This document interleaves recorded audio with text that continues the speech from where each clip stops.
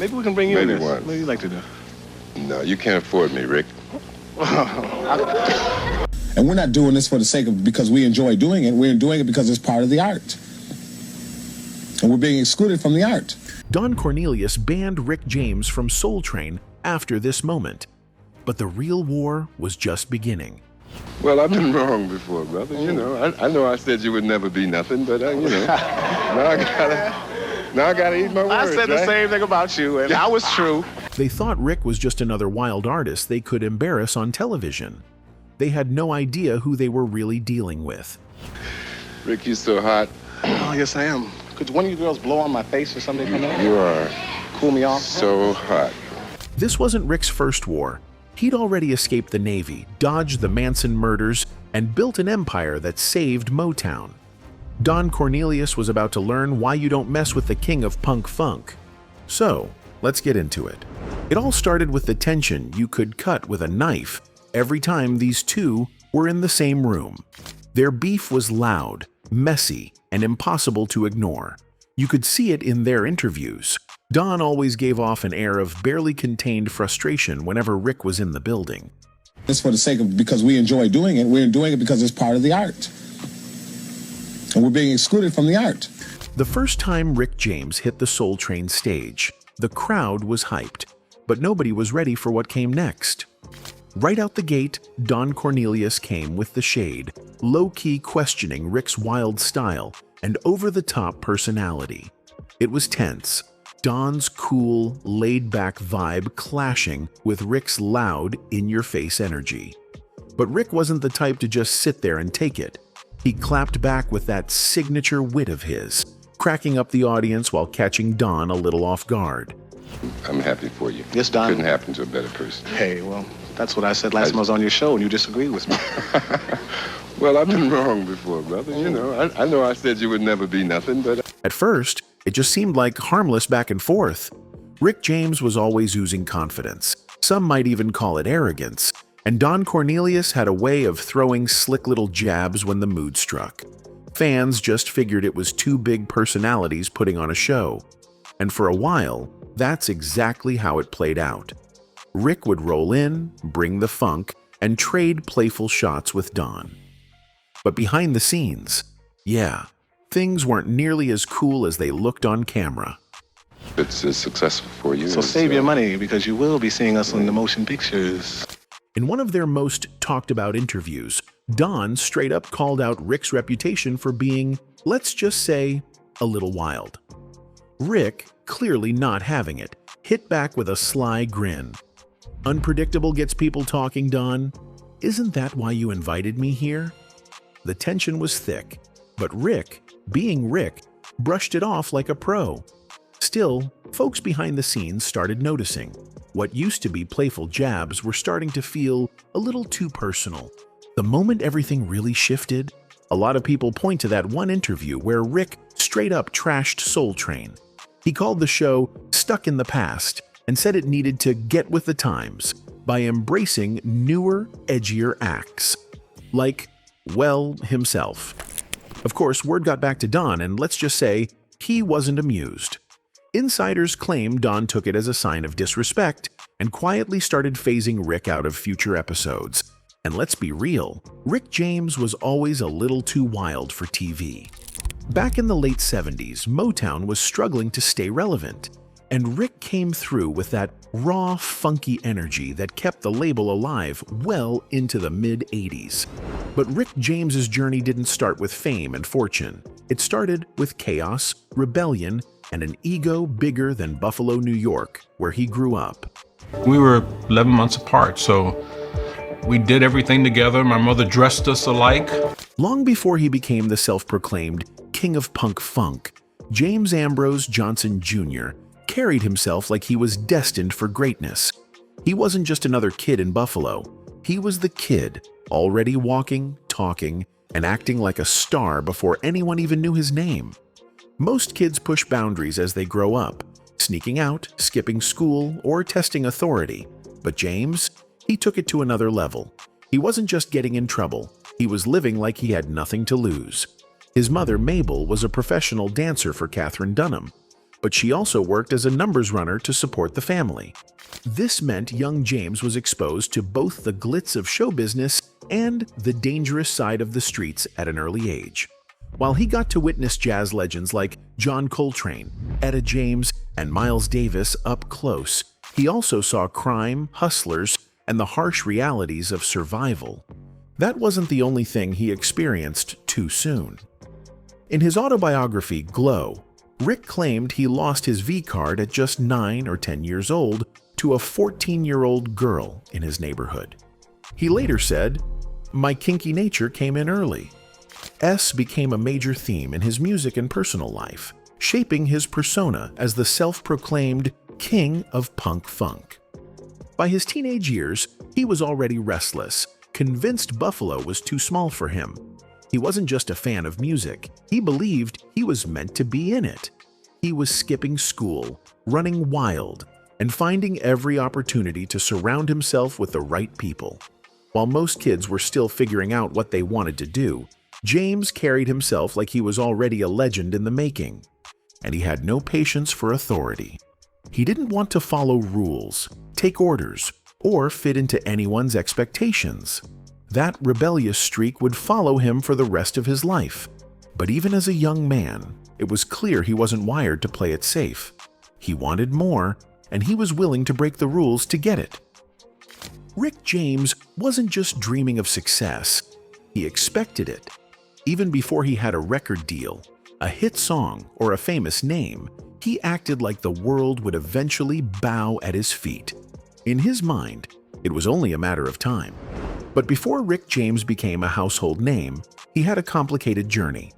One that included a stint in the military, a rock band with Neil Young, and a drug addiction that would haunt him for the rest of his life. At just 15 years old, Rick knew he wanted nothing to do with the Vietnam War. So, like many young men at the time, he found a way around it. He lied about his age and joined the Naval Reserve, thinking it would keep him from getting drafted. But military life wasn't for him. He hated the strict rules, the discipline, and being told what to do. Instead of following orders, he spent his time playing drums with jazz bands, experimenting with drugs, and living life on his own terms. Growing up, Rick always had an interest in music. He was always banging on glasses with spoons and stuff. He couldn't stop moving. He was always trying to express what was inside it. By 1964, the Navy had enough of his rebellious ways. They placed him on active duty, but Rick wasn't about to stick around. In typical Rick James fashion, he told the draft board to kiss his ashy black ass and took off to Toronto, Canada. That one decision changed everything for him. Toronto in the mid-1960s was a hotbed for emerging musicians, and Rick found himself surrounded by future legends. He crossed paths with artists like Joni Mitchell and Neil Young, and before long they formed a rock band called the Mina Birds. They were so good that Motown Records took notice and offered them a record deal. During this time, Rick met Stevie Wonder, who was impressed by his musical talent and asked for his name. Since Rick was technically on the run from the US military, he panicked and blurted out a fake one, Ricky James Matthews. Stevie thought it was too long and suggested he shorten it. Just like that, Rick James was born. Well, Rick's stay in Canada was the real beginning of his career. Just when it seemed like Rick was on the verge of success, his past came back to haunt him. Since he had technically gone AWOL from the Navy, the military finally caught up with him. They tracked him down, arrested him, and threw him in a military prison. For most people, that would have been a wake-up call, a reason to slow down and stay out of trouble. But Rick James wasn't most people. If anything, the experience only fueled his determination. When he got out, he had one goal: to take over the music world. And that's exactly what he did. Rick James didn't just make it, he became a legend. His funk anthems still dominate dance floors, proving his influence never faded. But let's be real, his music wasn't the only thing that made him unforgettable. His wild lifestyle was just as famous. Thanks to Chappelle's show, a whole new generation got to witness the insane stories surrounding Rick's life. With the infamous I'm Rick James, B, becoming a cultural catchphrase. Darkness!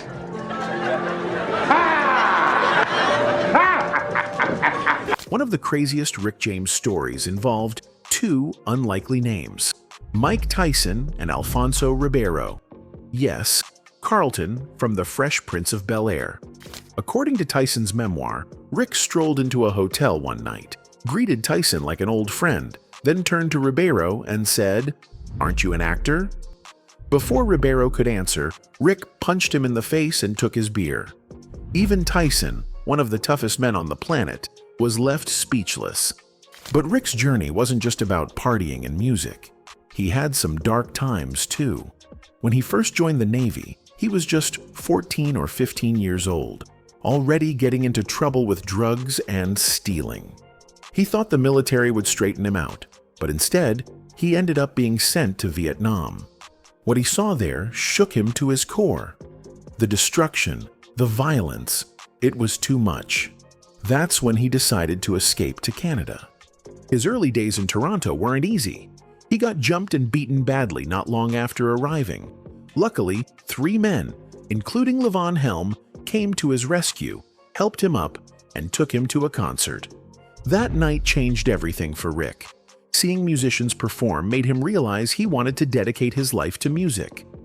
After Canada, Rick made his way to Los Angeles, right into the heart of the counterculture movement. He started hanging out with rock legends, experimenting with different sounds, and even got his first acid trip from Jim Morrison himself. He was rubbing shoulders with the biggest names in music, but his journey to superstardom was just beginning. When it came to making music, Rick James wasn't about playing it safe. He was bold, unpredictable, and loved collaborating with the best in the game. And while working with icons always comes with a little drama, one thing was for sure: Rick James was here to leave a mark.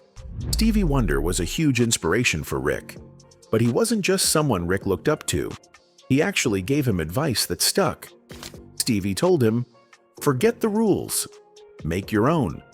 And that's exactly what Rick did. He created a sound that was different from anything else out there, layered, funky, and futuristic.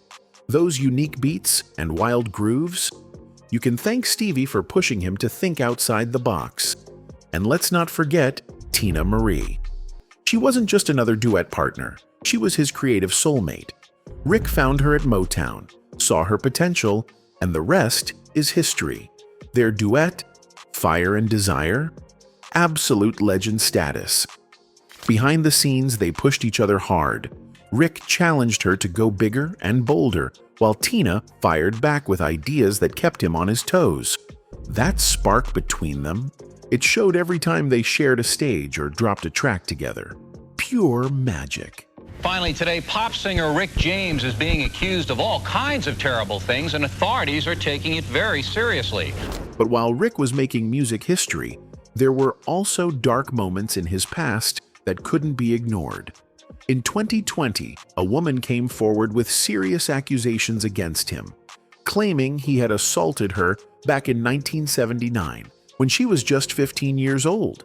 She filed a $50 million lawsuit, saying the attack happened while she was living in a group home. According to her, Rick was familiar with the people running the home and visited one night when the girls were finishing dinner. While the other girls were excited to see him, she says she didn't know who he was and left to go to her room. But moments later, she says Rick followed her, pinned her down, and assaulted her. She claimed he threatened her, telling her to stay quiet or he'd hurt her. The woman says the trauma haunted her for years. She struggled with alcohol and drugs, battled low self-esteem, and even had thoughts of suicide. She also suffered from panic attacks, nightmares, and flashbacks. In her lawsuit, she said, "This traumatic experience has caused me everlasting damage, and I would like to preserve my privacy in this matter." And I'm talking about albums that sold millions of copies. Every album we did, we never failed to have an ounce or two sitting right there on the console. Really? A big bag of Quaaludes, okay? Cristal champagne and Jack Black bourbon, and all at our beck and command right there. Rick James's early days in Los Angeles were just as chaotic as the rest of his life. On one of his first nights in the city, he was crashing on musician Stephen Still's couch when he woke up to a shocking sight: a man sitting on the floor, bleeding from his wrists. Panicked, Rick ran to get help. It wasn't until later that he realized the man was Jim Morrison, the lead singer of The Doors. Their paths crossed again when the doors opened for Buffalo Springfield, and during one of their encounters, Morrison tricked Rick into trying acid for the first time. That moment would be the start of Rick's long and complicated relationship with drugs. While in California, Rick was working closely with bassist Greg Reeves. He introduced Greg to Neil Young, but it was Greg, not Rick, who ended up joining Crosby, Stills, Nash & Young. That loss didn't slow Rick down. Instead, he pushed forward, forming his own rock band, Salt and Pepper. One of the most chilling moments of Rick's life came in 1969. His hairstylist friend, Jay Sebring, invited him to a party at actress Sharon Tate's house. Hungover and exhausted, Rick decided to skip it. The next morning, he woke up to the horrifying news that Jay and everyone at the party had been brutally murdered by the Manson family. That close call stuck with him for years. By 1970, Rick was still chasing his music dreams, working with a band called Heaven and Earth, which later became Great White Cane. In 1972, they released an album, but Rick was always looking for something bigger. He formed another band, Hot Lips, and even collaborated with Toronto blues band McKenna Mendelssohn Mainline. During this time, he co-wrote a song called You Make the Magic, which was later recorded by the Chambers Brothers. By 1973, it was clear that Rick was meant to be a solo artist. He signed with A&M Records and released a song called My Mama, which became a hit in European clubs. After bouncing around different projects, he eventually returned to Buffalo and formed the Stone City Band. In 1977, Rick and his band landed a deal with Motown, the same label that had once signed him years before. This time, he was ready to take over. In April 1978, Rick released his debut solo album, Come Get It, introducing the world to his signature mix of funk, rock, and R&B. The album featured the hit song You and I, which shot to #1 on the R&B charts, along with the fan favorite Mary Jane. It sold over 1 million copies, making Rick an overnight star and giving Motown a much-needed boost at a time when the label was struggling. I sing, and when I'm feeling low, she comes as no surprise. With his signature braids, flashy outfits, and high-energy performances, Rick James was on his way to becoming one of the biggest funk artists of all time. But Rick didn't stop there. In early 1979, he dropped his second album, Bustin' Out of L7. Like the first one, it was a big success. It made it to the top 20 on the Billboard 200 and hit #2 on the R&B album charts. Later that year, he released his third album, Fire It Up. At the same time, Rick went on his first big tour, the Fire It Up Tour. He even invited rising stars like Prince and Tina Marie to perform as his opening acts. In 1980, Rick tried something different with his album, Garden of Love. This one was more focused on love songs, but it didn't do as well. It only reached #83 on the Billboard 200. But Rick didn't let that slow him down. In 1981, Rick released his biggest album ever, Street Songs. This album mixed different styles like rock, funk, and new wave. It included hits like Ghetto Life, Fire and Desire, and the iconic Super Freak.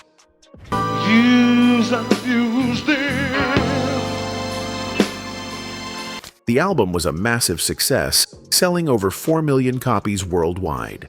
Super Freak became one of his most famous songs, peaking at #16 on the Billboard Hot 100. Following Street Songs, Rick released more gold-certified albums, including Throwin' Down in 1982 and Cold Blooded in 1983. During this time, Rick also helped other artists become successful. He created groups like the Mary Jane Girls, who had hits like All Night Long and In My House. He also worked with legends like The Temptations, Smokey Robinson, and even Eddie Murphy. Rick James wasn't just about music. He appeared on TV, including an episode of The A-Team, and continued making music throughout the 1980s. His 1988 album Wonderful included the hit song Lucy's Rap. In any case, Rick James died on August 6, 2004, at just 56 years old. His body gave out from years of hard living, but his legend was just getting started.